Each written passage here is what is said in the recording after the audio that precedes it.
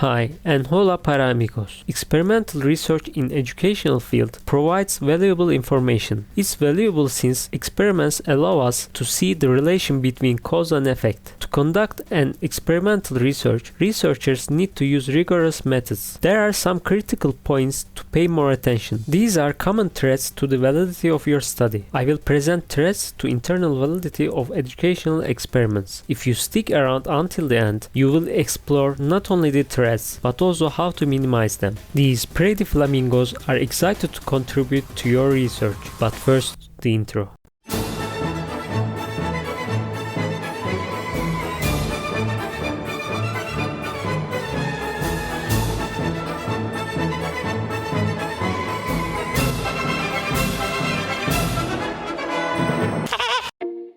Subject characteristics and selection bias are the first threats to the internal validity of education research experiments. In experiments, everything must be exactly the same at the beginning, but education research does not allow to organize them exactly the same. We are not living in a laboratory. The world we live in is totally complex. Participants are unique humans, and differences among participants at the beginning of the study harmful for the validity. So, even if we could not get rid of all the differences, we still are able to minimize them. If so, how? To minimize it, you can randomize the participants. If you assign the participants to the groups randomly, all of the groups can be considered as the same. Also, you can be sure that selection bias is as low as possible. Randomization is a solution for another threat, maturation. Maturation refers to the changes in participants over time unrelated to particular events. If you randomize the participants, the maturation effect applies all of the participants. The chance is equal for all of the participants. So, you minimize the maturation threat in this way. History is another threat. History means that unplanned events unrelated to the intervention that might impact outcome. This kind of events impact the outcome and it may hinder or boost the outcome falsely. To save the study from this threat, a control group along with experiment group could be used. If there is a control group, it has equal chance to go through unplanned events that might impact outcome. So the conditions become the same for both groups. The same strategy, which is assigning a control group, could be used to minimize the other two threats, instrumentation and regression to the mean. Instrumentation threat refers to the changes in scoring rubric or instrument calibration, including rater fatigue. The other threat, regression to the mean, is an interesting concept. I have no space to explain it detailed, but I recommend you to watch the Veritasium's video on YouTube to understand this concept. The title of the video is How We Are Fooled by Statistics. I left the link of that video. So, to minimize this threat, control group is a useful solution. Next threat, testing.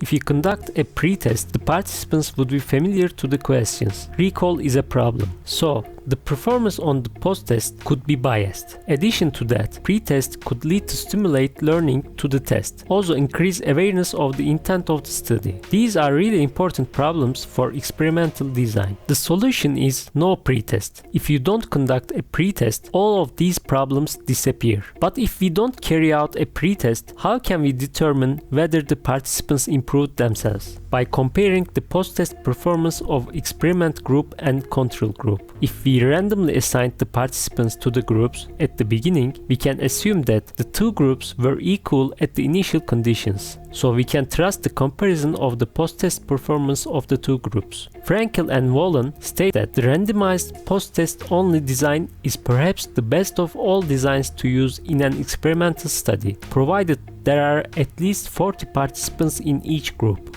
Another threat is mortality, or in other words, loss to follow-up. Sorry, but I cannot provide a miraculous solution for that. You simply need to prevent loss. Next threat to internal validity of education research studies is location. It refers to the differences between groups in the environment or available resources. We should minimize it as much as possible, but differences would still exist since we cannot conduct the study in a laboratory setting. So, we should collect information on potential difference. So, next threat, participant attitude and motivation. Learners involved enrolled in something they consider novel or who are being observed tend to be more motivated. Conversely, those in comparison group may be demotivated. To minimize this threat, blind the participants to the study hypothesis. If they are not aware of the intention of the study, their motivation would not be affected by it. The last threat to the internal validity of education research studies is implementation. Variation in the learning experience, for example, differences in expertise of the instructors, the opinions of instructors regarding the efficacy of the intervention, or the actual amount of instruction received. Learning outside the curriculum, how much learners studied on the topic beyond that intended by the intervention, falls into this category as well. It is hard to reduce the implementation threat zero, but to minimize it, careful planning of study interventions, collecting information